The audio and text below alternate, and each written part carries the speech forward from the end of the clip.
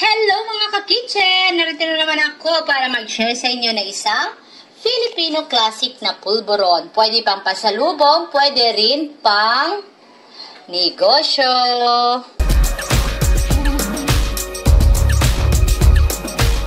So to start this pulburon recipe, magto-toast po tayo ng 2 cups of all-purpose flour.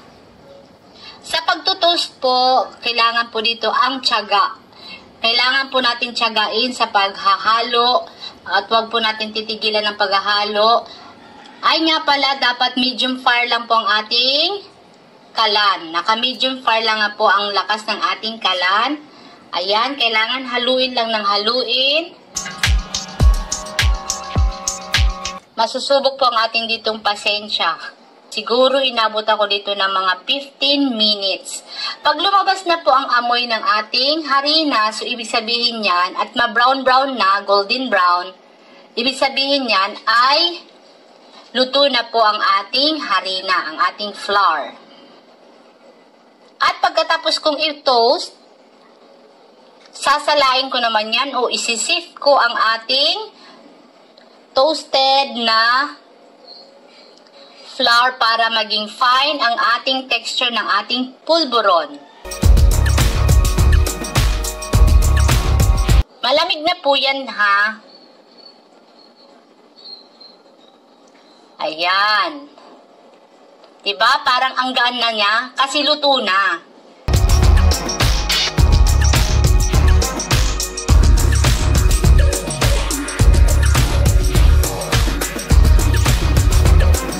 Ito, mag-a-add din po tayo ng 1 cup na powdered milk. Nasa sa inyo po kung gusto nyo ng pangregalo, pwede po kayong gumamit ng full cream milk.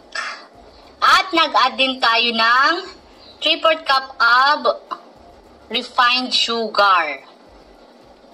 At ito na nga, na-melt ko na po ang 3/4 cup na margarine or butter.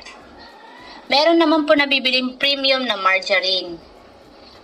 Kung nagtitipid kayo, meron din naman yung nakakilo-kilo sa palengke. Pwede kayong bumili doon ng 1/4, 1/2 para mas maayos ang ating paghahalo sa ating classic pulburon.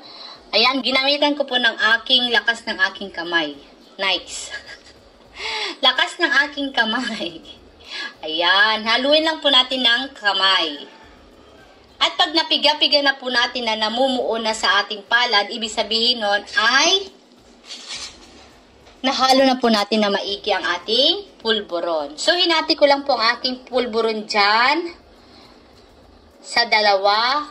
Dahil yung isang kalahati ay gagawin kong ibang flavor. Ito ngayon ang ating classic pulburon. Gumamit lang po ako dyan ng medium na pulburon molder. Nabili ko lang po yan sa SM Department Store. Ayan na! Diba? Napakadali lang.